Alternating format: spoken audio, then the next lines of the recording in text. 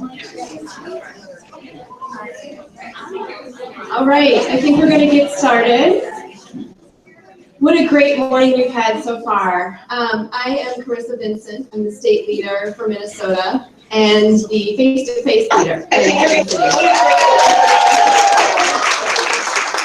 I'm also a 2.5-year breast cancer survivor. I feel so incredibly blessed to be in this room filled with all of you amazing women and your supporters, including my husband, Brian. It's very special to me that YSC is here in the Twin Cities. For coming to our great city, and hopefully you get a chance to visit. Great sites here too. It is my honor to introduce Camille Scheel today. She is the author of Camp Chemo, published just last fall. This book of courage and inspiration is based on Camille's blog she started after being diagnosed at the age of 38 with stage 3 breast cancer. When she learned her cancer metastasized to her bones almost 5 years later, the blog started up again. Young, vibrant, very much alive, Camille shares her true tale of living with uncertainty through journalistic updates dubbed Postcards from Camp Chemo. She shares her hopes, struggles, and successes in the face of what many people fear most. With a sense of humor, Camille shows us in her book that even in the darkest of hours, light shines. A lively, sincere, and humorous speaker, Camille has presented to many groups, including our Young Survivor Coalition group that meets in the Twin Cities. She is passionate about spreading the word about life as a young survivor with stage 4 breast cancer. Her advocacy work has taken her to national conferences in Philadelphia, Boston, and Denver. And she is a breast cancer research reviewer for the Department of Defense Congressional-funded Medical Research Program, and is a trained advocate for living beyond breast cancer. Last but not least, she and her husband, her daughter, her son, let's not forget the cat and her dog, also live here in the Twin Cities. Thank you, Camille, for coming here today, and thank you for all you do in the community for all of us.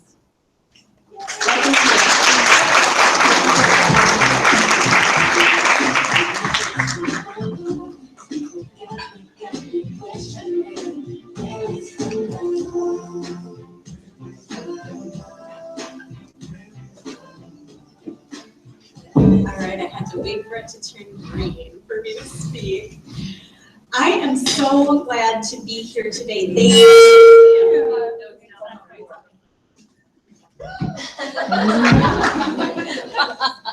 Sorry. They had it, Michael or Sean or whoever back there had it all worked out. Totally my bad. Thank you to YSC for coming to the Twin Cities. We are so glad to have you here, and thank you to all of the state leaders and volunteers and staff and sponsors who made today possible. I know I'm having a great time already, and I hope you are too. I'd like to start out today with a story that starts in a very specific location, my right hip. Years ago, I started having just a little bit of a twinge of pain in my right hip. Eventually, it just kept getting worse, so I went to many doctors, 5 doctors, 3 physical therapy clinics, and every time they reassured me, don't worry, it isn't cancer. That was a huge relief because I had already been through cancer. I'd done the chemo, radiation, and several surgeries.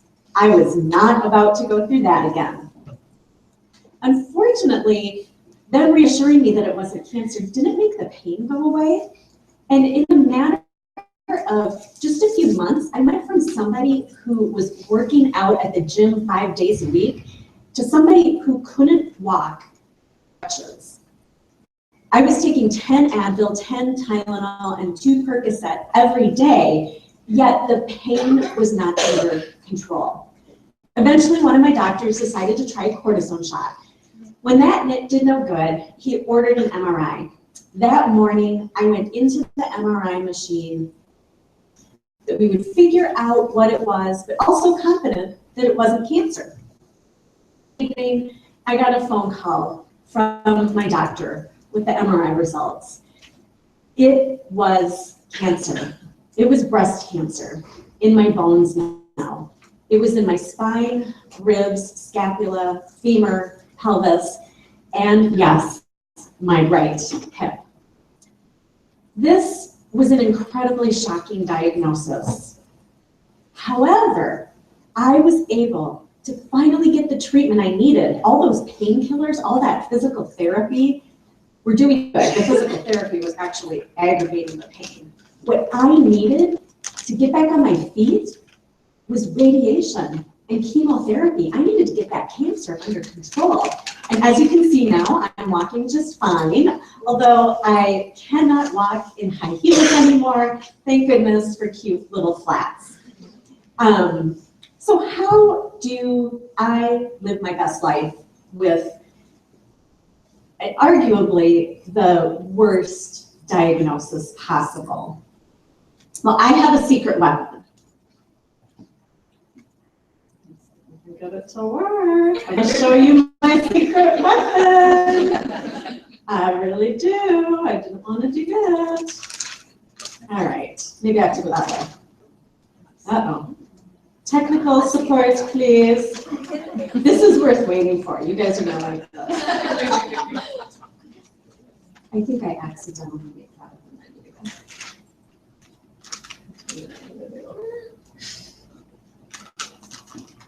You just advance. Sean will fix it. Oh.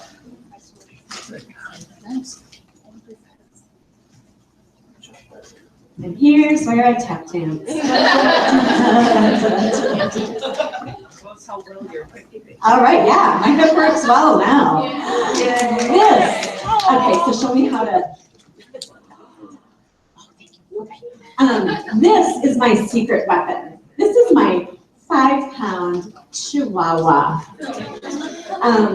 Her name, get ready for it, is Lupita Maria Rosalita Shivers Quivers Sign Scheel Beardsley. Because a little dog needs a big name.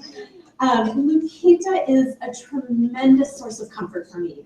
She snuggles me, she makes me laugh because she does funny and cute things all the time. And something she has really taught me is how to live in the present moment. Lupita's little walnut-sized Chihuahua brain isn't big enough to be caught up in regret and thinking about things in the past. With breast cancer, so many of us have regrets. If only I'd have found the lump sooner. If only I would have never tried smoking as a teenager. And Lupita, she doesn't worry about what's coming next. The future isn't a big deal to her. She lives in the present moment. And for me, when I start feeling regret about the past or worry about the future, which is uncertain for everyone, but after being diagnosed with breast cancer, it's really uncertain, Lupita reminds me to stay in the now. And when I look at the present moment, it's actually pretty good. We're here in this beautiful room, we're about to have some great food, we're meeting new friends, learning new things. This is a good moment that we're living in. I want to talk a little bit about what is metastatic breast cancer. Even in a room like this that is filled with people who are intimately familiar with breast cancer, a recent study from Pfizer Oncology revealed that the majority of people, even within the breast cancer community, about metastatic breast cancer. It is when the breast cancer spreads outside of the breast and into a distant organ. Now, if you've had breast cancer in your lymph nodes, you've probably been treated with stage 3. That is not the same as metastatic breast cancer. It needs to go beyond the lymph nodes. So breast cancer can spread anywhere. Anywhere. But the most common places that it ends up are in the liver, lung, bone, and brain. Mine is still contained to my bones, but it can move to other organs as well. Part of why it's confusing to talk about metastatic breast cancer is because we have a lot of different names for it. YSC, which just stands for metastatic breast cancer. Sometimes people say they've experienced a recurrence or the cancer has come back or the cancer spread. People describe it as advanced or late stage or stage 4. All these terms are incorrect. It is incurable, which leads some people to deem it terminal. I'm going to be referring to it today by a nickname, and it's kind of ridiculous that such an ugly disease has a cute little nickname, and that is METS. And I just want to do a little shout out to the Meta sisters that are here, yellow lanyards. Woo! I think I've met most of you so far. And METS means having treatment forever. I will always be on some kind of chemotherapy or hormone therapy, either until the therapies run out or until I make the choice to enter hospice. No doctor knows how to cure metastatic breast cancer. In fact, doctors are pretty uncertain about what even causes it, and nobody knows how to prevent it. Although the internet will give you some really good prevention tips, let me tell you. Apparently, if you take pomegranates and asparagus and put it into a smoothie, you'll have a good way to cure your cancer. Or another good one, my favorite one, is if you fly to Mexico and get a coffee enema, you'll be good to go forever. I prefer to stick with good old-fashioned science. I really trust my doctors who've spent their entire careers treating people with breast cancer and studying breast cancer. You might be looking at me thinking, she doesn't look like someone who has a deadly disease. I mean, she looks like a supermodel. Her skin is glowing, she's got an awesome figure, her sense of style is unparalleled, and how about that hair? And this is my real hair. Most of the treatments for metastatic breast cancer do not cause alopecia, although some of them do. So looking at someone, it's really hard to tell that they have METS. And that can sometimes make it difficult for us to find each other and connect with each other. And it can also make it difficult sometimes for our loved ones to actually believe that we're sick, because we don't necessarily look sick. But if you were to look at my scans, if you were to look at my blood counts, it's a disaster. So now, if you are early stage, and I know most of you are probably fearful of recurrence. The majority of people do not get metastatic breast cancer. Only about 30% have experienced metastasis. Sometimes people feel like when they get to a certain milestone, if you get to 5 years, you're safe from metastasis. It's actually a little more complicated than that, because it can reoccur anytime. It's because doctors don't understand METS very well. They're not able to look at 10 people and say, well, these are the 3 who are most likely to recur. There is some evidence recently that is showing that being young is not necessarily a protective factor. Some studies are suggesting that cancers that are aggressive enough to be able to invade a young, otherwise healthy body may also be aggressive enough to metastasize. A little bit more about METS. Approximately 150, some estimates are as high as 250,000 individuals are living with METS in the United States. 40,000 will die this year. I don't know how many people are in the room right now, but that breaks down to about 110 people every single day. So it's a big number. And this 40,000 a year has not changed in decades. We have not made a dent. The average lifespan after a metastatic diagnosis is about 3 years. There are many factors that can make that shorter or longer. Again, this statistic has not improved significantly in decades.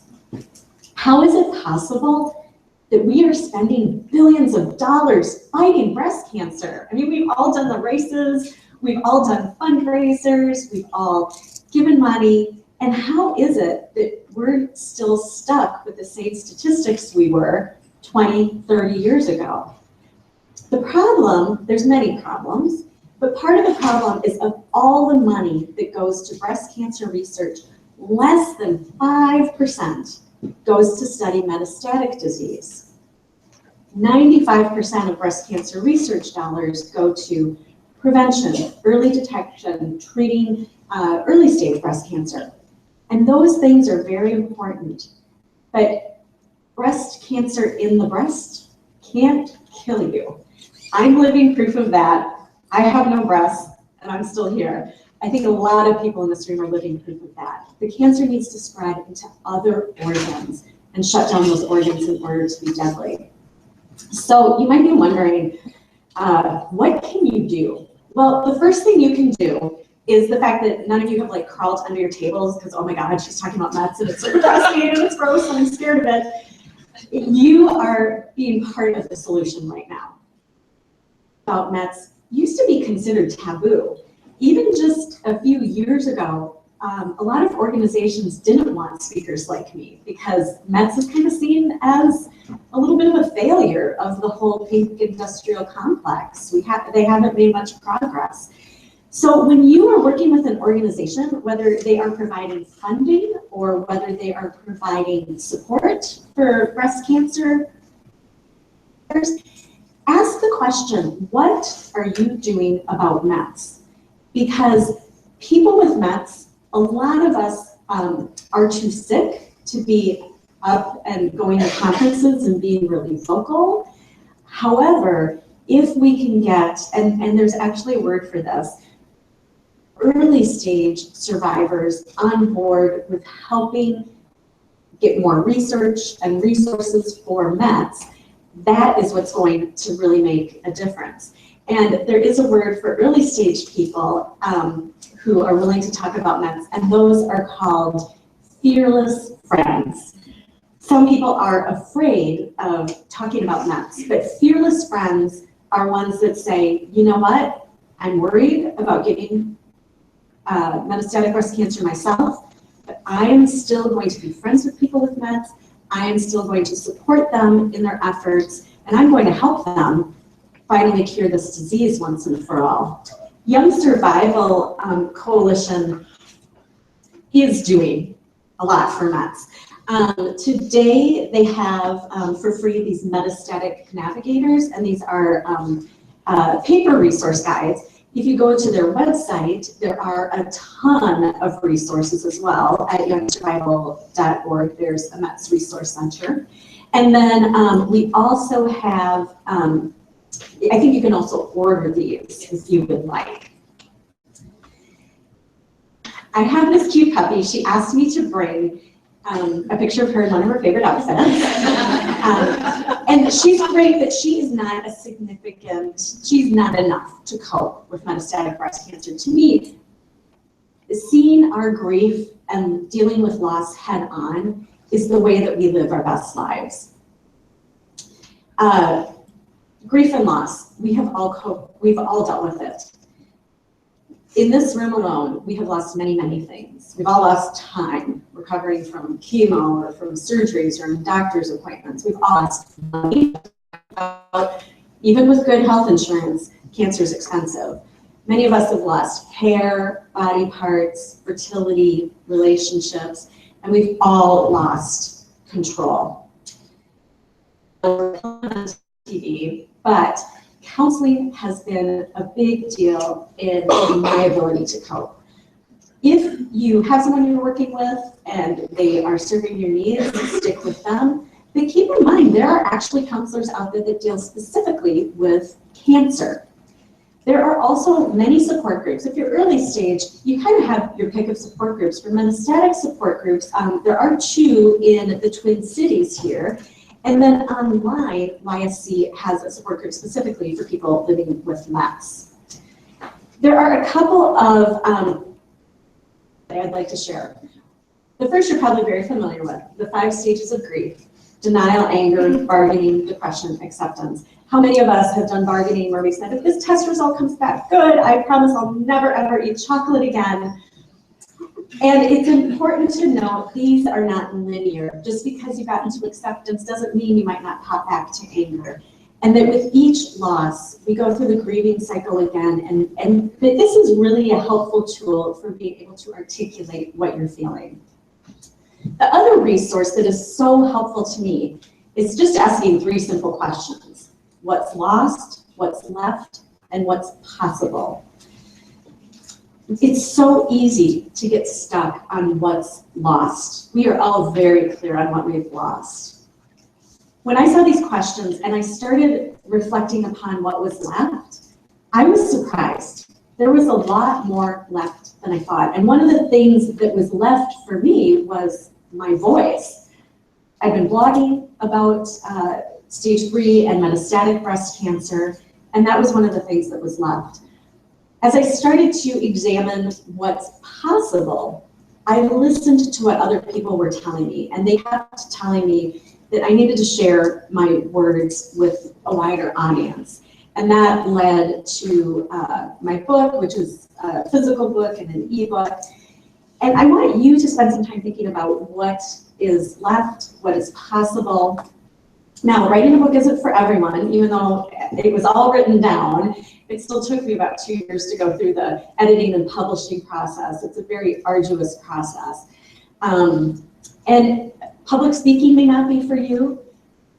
It's gifts, and every one of those things that people say over and over that you are good at. Think about how you can use that to teach people about life with breast cancer. In fact, sharing your story one-on-one is one of the most powerful ways for people to hear what it's like to live with breast cancer. Now, before I close, I just want to talk a little bit about how the cover of the book came to be. Postcards Home from Metastatic Breast Cancer really came as a play on words with my blog posts. They're just short little slices of life as things were happening. Camp Chemo is the name I chose because as I was thinking about the experience, I was thinking about sometimes it feels like a boot camp. We are having orders barked at us through medical protocols, and we really don't have much of a choice but to fall in line. It's even worse. It can feel like a death camp. It can feel like all we see around us are fear and despair, and we really feel some days like this is not going to end well. But on our best days, to me, it feels more like a sleepaway camp. We are all together, learning new things, meeting new people, and feeling a camaraderie that you just can't get anywhere else. We are all sisters, and we do all understand each other. When I was designing the logo, I knew I wanted to have a campfire because it is a place where people gather for warmth. It is a light within the darkness, and it's a place where people gather to tell stories and be vulnerable to each other. The hypodermic needles over the campfire, those are self-explanatory. We've all had a lot of needles over the course of our treatment. But the marshmallows put on the needles, roasting over the fire, symbolize that even in the worst of circumstances, we can still have fun. We can still taste a little bit of sweetness. Even though we don't choose to be here, we can still roast a marshmallow over this fire that we've been put into. And I would like to mention, I do have copies of Camp Chemo available today. $5 from the sale of every book will go back to YSC to thank them for everything they've done today. I am hoping that today, well, I'm hoping in the next few days, you are able to really reflect on what is left and what is possible. And my hope for you today is that as you learn new things and meet new people, you are able to discover new ways to be your best and live your best life. Thank you.